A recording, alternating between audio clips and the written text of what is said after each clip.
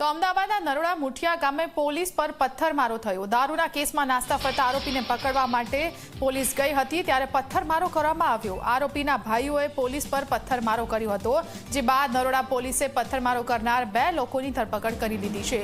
જિગ્નેશ સોલંકી અને પ્રદીપ સોલંકીની ધરપકડ કરવામાં આવી છે।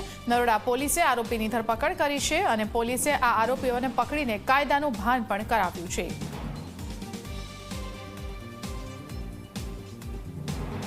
ગઈકાલે રાત્રે અનિલ ઉર્ફે કાલી જે અમારા પ્રોહિબિશનના ગુનામાં વોન્ટેડ છે તેની માહિતી અમારા ડિસ્ટ્રિક્ટ પીએસઆઈ વીઆર ચૌધરી અને સર્વેલન્સ સ્ટાફને મળી હતી।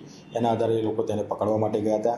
ત્યારે એ ના પકડાય એના માટે એનો ભાઈ જીગર ઉર્ફે જીગો અને પ્રદીપ ઉર્ફે પદ્યો બંને પોલીસની ફરજમાં રૂકાવટ કરી હતી। તેઓએ પથ્થરમારો ચાલુ કર્યો હતો। પથ્થરમારામાં ત્યાંના સ્થાનિક વાહનો છે એને નુકસાન થયું હતું, એના કાચ તૂટી ગયા હતા અને એ સમય દરમિયાન અનિલ ઉર્ફે કાલી ભાગી ગયો હતો અને એની સાથે કિસમ હતો, એ પણ ભાગી ગયો હતો। પણ એ સમગ્ર દરમિયાન અમારી પોલીસે આ જીગર ઉર્ફે જીગોનો ગુનાહિત ઇતિહાસ ખૂબ જ ખરાબ છે। એને અગાઉ પણ પોલીસ પર એસોલ્ટ કરેલા છે। એને આંબરિયાળા પોલીસ સ્ટેશનના ગુનામાં 4 વર્ષની સજા પડી છે, પરંતુ અપીલ દ્વારા હમણાં અપીલ જામીન પર બહાર આવેલો છે। તે છતાંય પણ એ આ પ્રકારની પ્રવૃત્તિ સાથે સંકળાયેલો છે એવી માહિતી પણ અમારી સાથે છે। પણ કાલે એ પોલીસ પર એને ફરજ પર રૂકાવટ કરી અને પોલીસની ઉપર પથ્થર મારવાનો પ્રયત્ન કર્યો। પોલીસને કોઈ ઈજા નથી થઈ, પણ ત્યાં સ્થાનિક જે વાહનો હતા એને નુકસાન પહોંચેલું છે।